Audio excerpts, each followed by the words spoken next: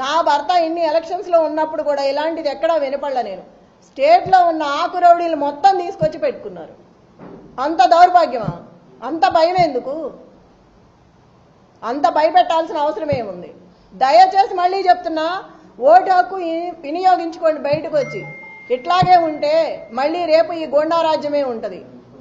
మీరు కనుక పార్టీని గెలిపించుకుంటే రేపు మీకు అండగా ఉంటుంది. ఇప్పుడు ఏం జరిగినా నేను చూసుకుంటాను. ప్రజలందరినీ మీకు అండగా ఉంటా, మీ వెనకమాల నిలబడతా, పార్టీ అండగా ఉంటుంది. ఏదైనా సరే 13వ తారీఖు వరకు ఎంత ఇబ్బంది అయినా పెట్టండి, ఎంతైనా భయపెట్టండి. కానీ 14వ తారీఖు తర్వాత మాత్రం మాదే. అప్పుడు చెప్తాం ఒక్కొక్కళ్ళ పని ఎవడేంటనేది.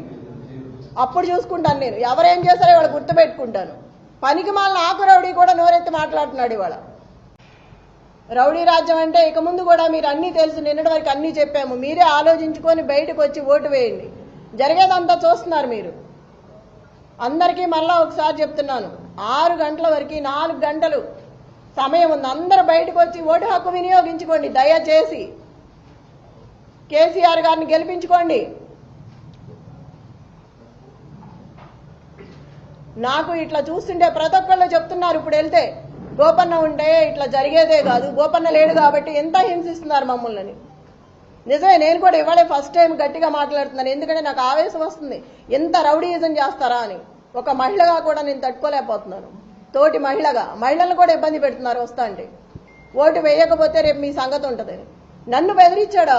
ఆ నల్లగా ఉన్నాడు, ఏం పేరు, నవీన్ యాదవ్ మనిషి, ఆ 150 మందిలో ఉన్నాడు. రేపు చెప్తాను ఈ సంగతి అంటున్నాడు. నన్నే బెదిరిస్తున్నాడు, రేపు చూస్తాను ఈ సంగతి ఏందో అని. ఇంత అరాచకమా?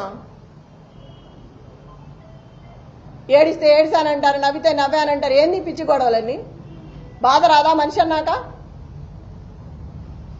అడిగితే అడిగామంటున్నారు. మీరందరూ కూడా చూస్తున్నారు కదా, మార్నింగ్ నుంచి అందరూ వచ్చారు కదా, తీసుకున్నారు, జరిగిందంతా చూస్తున్నారు.